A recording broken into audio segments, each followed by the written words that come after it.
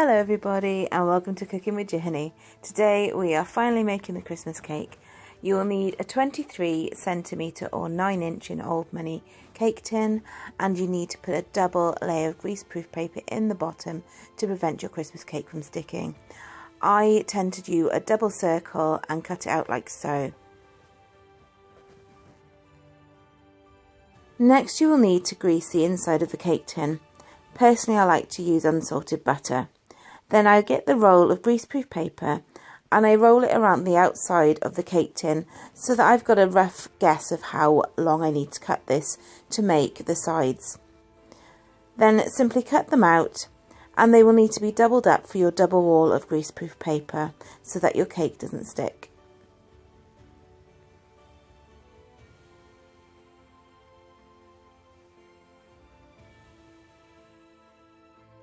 Next is just a case of adding the greaseproof paper to your tin.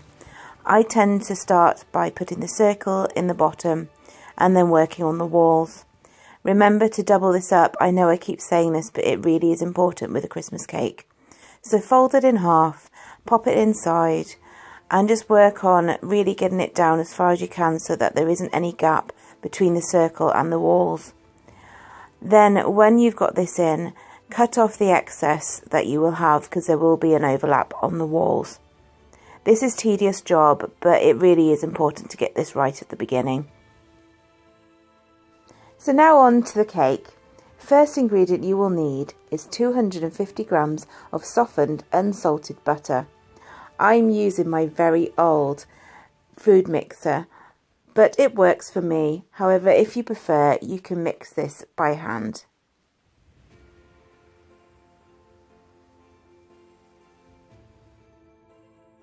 Now add 250 grams of dark or light, if you prefer, muscovado sugar. Now you will need 4 free-range eggs. These were laid by some of our girls just a few days ago.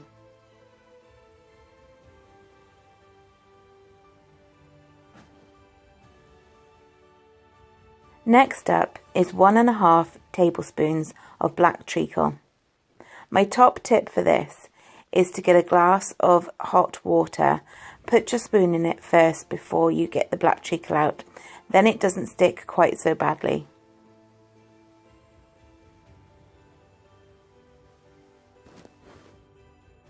Now you'll need 100 grams of blanched almonds chopped into little pieces.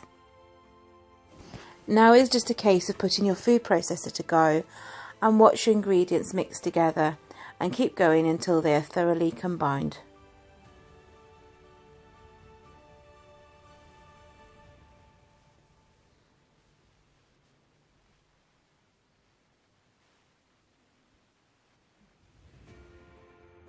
Once combined, add 275 grams of plain flour. Now you need to add 1½ tablespoons of mixed spice. You can either use a shop bought one like this one, or you could make your own.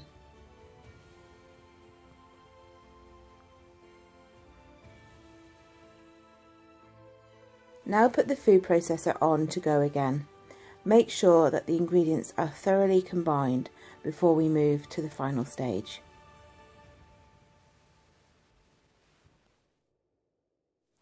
Now you'll need to get out the fruit that we put to soak during Vlogmas Day 3. Generally what will happen is, if you had a bigger food processor or mixer than me, you would pop the fruit in with the mixture. However, I don't have that luxury, and this is just a very old one. So I will now put the mixture into a bowl. Then I start adding the fruit by hand to mix in a little at a time. I wouldn't put too much in at a time because it just becomes a big slog and it makes it harder to combine them in. Just a little at a time makes this job a lot easier.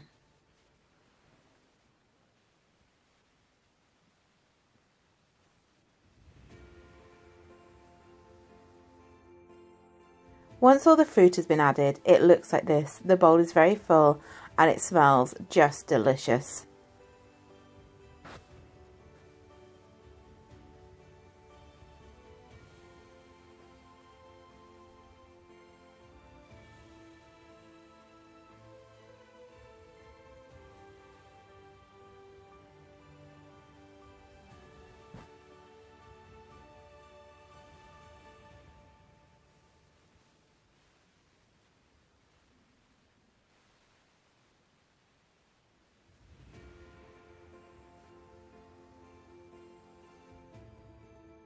Now spoon your thoroughly combined mixture into your cake tin.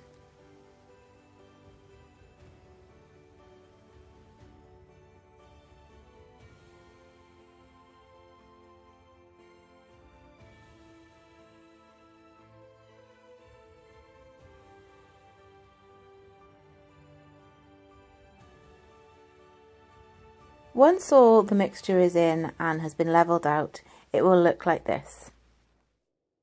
Put your cake into a preheated oven at 120 degrees. After 1.5 to 2 hours, your cake should be brown on top. If it isn't, give it a little longer, but if it is, remove it from the oven and wrap with tin foil. The tin foil will prevent the cake from burning or overcooking on top. Once you have done this, place your cake back into the oven for 2 to 3 more hours, but the key with this cake really is to keep an eye on it.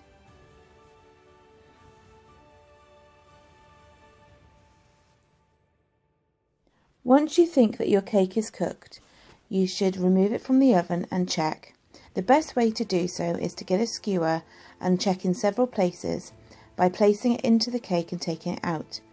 If it is dry, it is cooked. If it isn't, you need to put your cake back in for a little longer.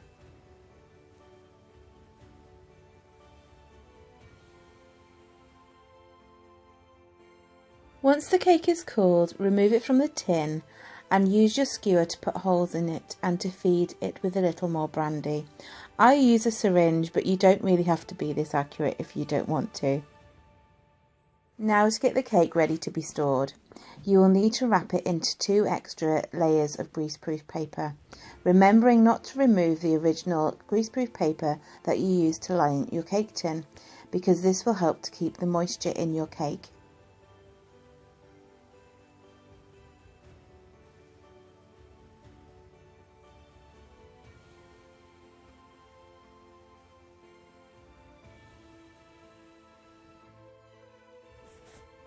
Now we wrap the entire thing in tin foil.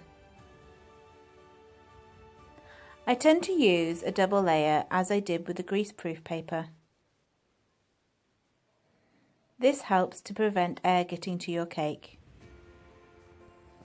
You can make this recipe up to 3 months before Christmas Day. Making it a little earlier means that you will have plenty of time to feed it intermittently with extra brandy or sherry should you choose to use that instead. This helps to give a more mature, richer flavour to your cake. However, don't fret, because if you have had to make this cake last minute, as I have this year, it will still taste delicious. The final thing to do for now is to place your cake into a container and then place it into a cool, dark space. Store it there until you are ready to decorate it for you to enjoy through the Yule and Christmas period.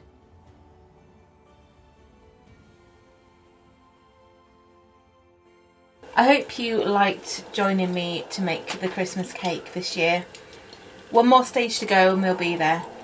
I hope you've all had a good day. I have mainly been cold.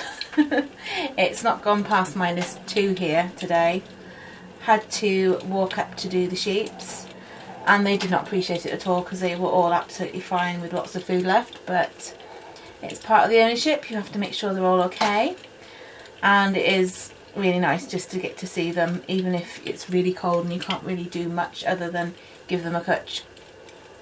So that was that, and then I decorated in the living room, finished getting all the decks up in the living room. Tomorrow I'm hoping to get this altar done in the evening so it's looking all sparkly and Christmassy and Yule vibes.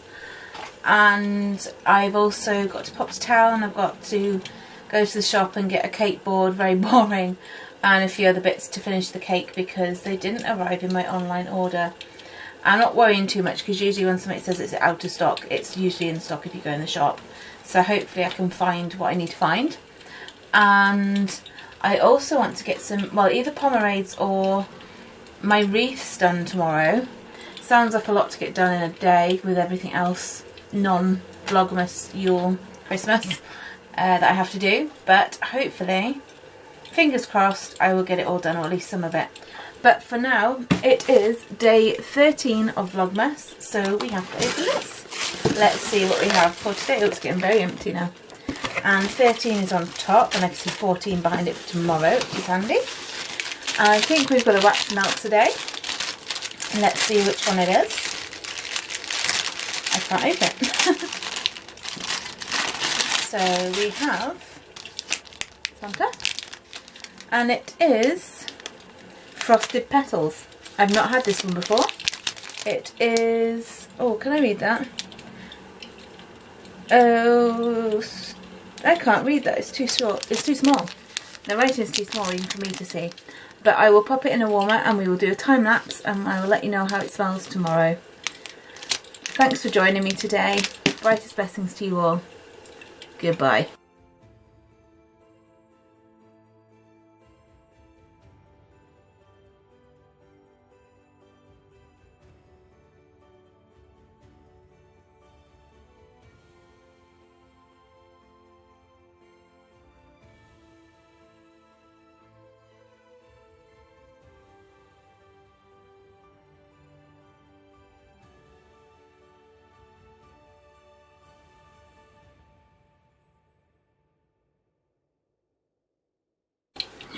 I just painted Zero's eyes and nose. I meant to do it ages ago. And oh my gosh, he looks so cute. He's my moss agate Zero. He's like little perfect little Zero now. I is happy. Hello. I'm a child. Bye.